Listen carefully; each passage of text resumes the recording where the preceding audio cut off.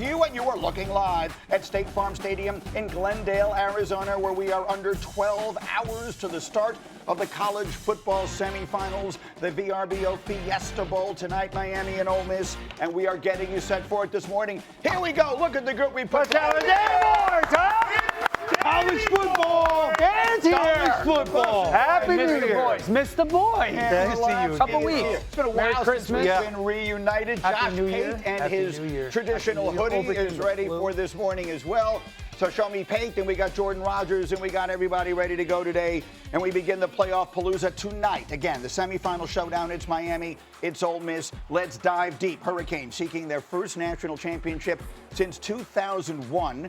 And remember, the national title game is in Miami, so they are a win away from playing in their home stadium for the title, which is something that no college football team has ever done before. But to do it, they'll have to stop Ole Miss tonight, and their quarterback, Trinidad Chambliss, who has been red hot this season, leads the country with 8 300-yard passing games, including a career-high 362 in the quarterfinals against Georgia. As for the Rebels, who will be on the sideline for them, has been the story throughout these playoffs. For tonight, their running backs coach and their offensive coordinator will be at the game. Their tight ends and wide receivers coaches will not. Their head coach is Pete Golding. He was asked yesterday about all the changes to the staff. Here's what he had to say. To be honest with you, I don't think the players give a damn who runs out of the tunnel. Right? Does it make sense? They care about their plan. They care about getting held accountable, right? And how they're going to prepare. And they care about people that care about them. Right, and I think that's been the message our players have created. But I don't have to say to anybody else. Hell yes. Hey, All hell right. yes. I've never met that man, and yet I love him. God, dude. Who does not love what that guy is doing, what this team is doing? I think if you don't otherwise have a horse in the race, how are you not rooting for these guys who were left by their coach in the middle of their season? Now here they find themselves 2 games from a championship, Dan. Yeah, proving people wrong is a powerful drug, and that's the Ole Miss players right now. And Lane Kiffin has become a little bit like Jerry Jones. He's made Ole Miss America's team. To your point, everybody wants to see Ole Miss win. And now these players that were brought into the program because of or in part with Lane Kiffin are like, we're going to do it without you.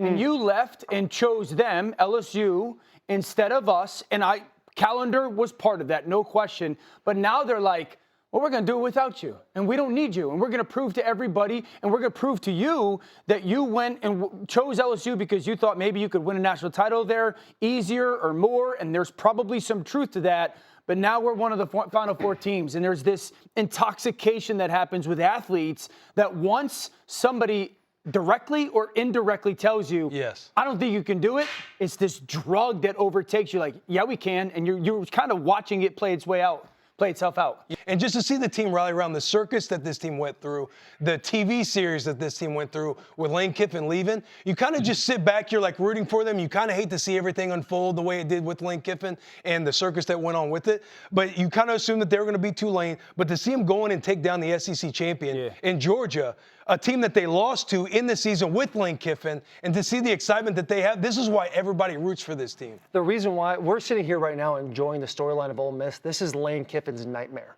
When he left Ole Miss, he thought, hey, great football team. I'm glad I put that together. Look how much I've done for Ole Miss. They will see in the playoffs. Now we get in the playoffs, and they're 1 game away from a national championship.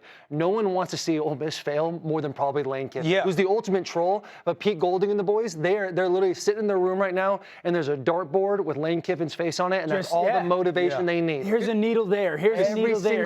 Here's another angle. Think about it, too. We're all the main characters in our own movie, but Lane Kiffin assumed he was the main character in Ole Miss's movie. He was the main character in all of college football for the longest time. Yeah. Who knows? He would turn heel on everybody. And now Pete Golding and everybody, they're riding into the sunset, possibly with a win over Miami. At Ole Miss, he is perfect proof of the old expression, or the Batman expression. You either die a hero or you live long enough to become the villain. What a bar to start the morning. Villain. And Pate, you had an interesting take on your show yesterday that I thought was fascinating. Lane Kiffin left Ole Miss because he didn't think he could win a championship there. You can win championships at LSU. And in the long run, he may have walked away from what will turn out to have been the best chance to win a national championship he'll ever have. Yeah, it's a ton of fog in the college football world right now. So one of an infinite amount of great unknowns is what's everything going to look like 5 years from now? Certainly, if you and I were to hit the rewind button, history has taught us in our lifetimes LSU gives you a much better shot to win a title/titles than being the head coach at Ole Miss. There's not a guarantee that that's just the way it is moving forward, Greeny. Now, I'm fully admitting to you, I have no idea what the future holds, nor does anyone else, including the decision makers in the sport. But let's just humor me for a second. What if we look 5 years from now and the sport continues on its current trajectory, and therefore everything keeps evening out and the resources keep evening out? Over time, what that does is it diminishes all of the built-in historical edges that a job like LSU would give you relative to a job like Ole Miss, to where all you have at an LSU that you wouldn't have at an Ole Miss, all that you have at an Ohio State that you wouldn't have at an Indiana, are sky-high expectations. You no longer have the edges to go along with the expectations. So in that world, yeah, I got to admit to you, there may be Lane Kiffins and a few other guys with those big bloated jobs and expectations down the road that look back and say, was I better in Oxford? Man, I may have been better off in Oxford.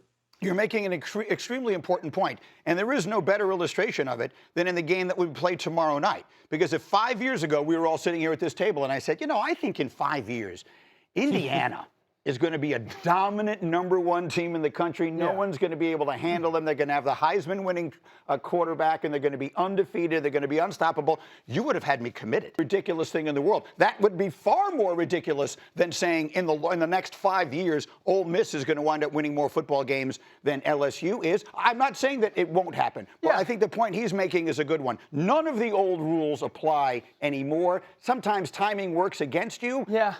Not all of this is Lane Kiffin's fault. Clearly, he didn't make up the rules. He didn't make up the calendar. He didn't decide when he had to go.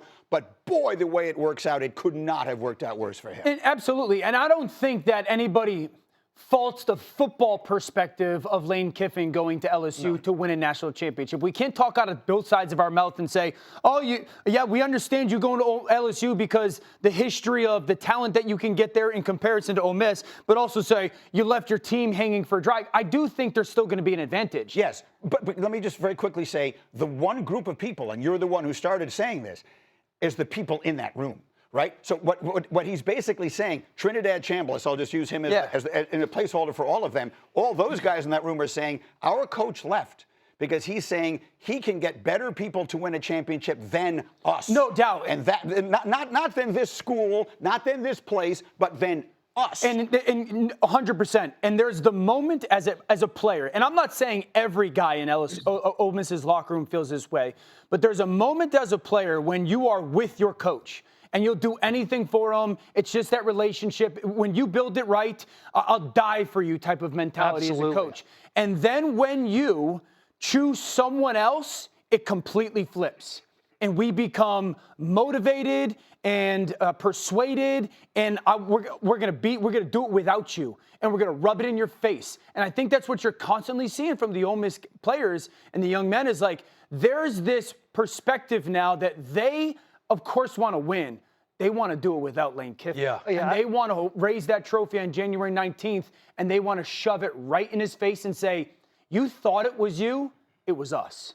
Everything you just said is correct as far as this timeline goes right now. When Lane Kiffin took the job at LSU, I think a lot of us thought, hey, he's going to take all of his best players from Ole Miss and bring over to LSU. The way it's kind of transpired with the trolling on Twitter, and now he's having the coaches just come back on a jet real quick to do a recruiting trip back and forth, transfer portal, the way he's kind of like trying to stop Ole Miss from being great has been a part of turning this into, we know what you're trying to do now, and we're going to prove you wrong because of it. It became personal. It's become personal. Yes. Absolutely. And you can even see resources being poured in more to LSU or into Ole Miss because everybody, the powers that be, are like, we've got to make sure we keep and maintain the success. Trinidad Chambliss, he's fighting for a 6th year right now, and he's already said, if I get granted that 6th year, I'm staying at Ole Miss. Kewan Lacey, who is an incredible running back, I think he was the leading rusher in college football. Josh Bacon, correct me on that. He said, I'm staying at Ole Miss as well. We could get to the end of whenever Ole Miss is run, whether it's in a couple of days or it's after the national championship game, and we could see that portal and that team stay. Well, right now they got 8 guys that they've landed in the portal. So they're moving in the portal. There's this almost by the day fuel being added to the fire of, now the coaches can't stay with us. Then more coaches. That move by Lane Kiffin also is wrong. And I've had Lane Kiffin's back in this whole situation. You're not going to be negatively impacted in your future program at LSU, whether it's the now or 6 months from now, because a couple assistants are 2 weeks late. And so the fact that some of those coaches he's not allowing or aren't staying back to stay a part of this run for Ole Miss, that's not a good move by Lane Kiffin. So it's almost like there's more added fuel to the fire for the Ole Miss players. Which is funny, too, because when Lane left, he was talking about how he was trying to talk with the AD on staying on to help this team throughout the playoffs. Which is a good move by the AD not to do that. Pate, get back in here. Yeah, I would have jumped in, but look at that body language by Will Compton. I've never seen him lean this forward for a Lane Kiffin conversation. Look, if I may be so bold, and it's going to take some boldness, to speak for Lane Kiffin on this matter, I think he would look across the table from Dan if we were to have gotten him in studio this morning, and he would have said, hey, man, they signed the contract. Those assistant coaches decided to follow me. You know, I didn't force them. I didn't walk them out on the plank. And by the way, we at LSU have been paying their salary. We're covering their benefits. We're covering everything for them to go up there to work for the past 2 weeks. Now, I could argue. Dan, I know what you're about to say. I don't even need you to. I know what Ole Miss folks would say back. I know what a competitor would say back. I'm a fan of college football, and I know what I would say back. I just want to, for the interest of fairness here, speak for Lane Kiffin in the room. Yeah. No, I'm with you. He doesn't care about contracts. Look what's happening right now with Washington and Williams. There ain't no respect for contracts in this day. Listen, that's a deeper burn. Sure. That's a deeper burn for Will, that subject. JP, and I'm with you. There was also the opportunity for him to do the right thing. Like, there was the chance for him to kind of be the hero once again and go, no, I know you guys signed your contracts and your future's at LSU, but the right thing for what these players have given to Ole Miss and to us as coaches, stay. Finish the run. We'll figure all the semantics and the details of it later. That didn't happen. And again, I was the one who said it's not Lane Kiffin's fault for the calendar. So there was also that chance. He chose not to it. And again, I think there's fuel to the fire for the players. Because you're a man of honor and integrity. Pate, quick final word on this. We have all morning. But you want this, you got that. No way, watch them walk right past you.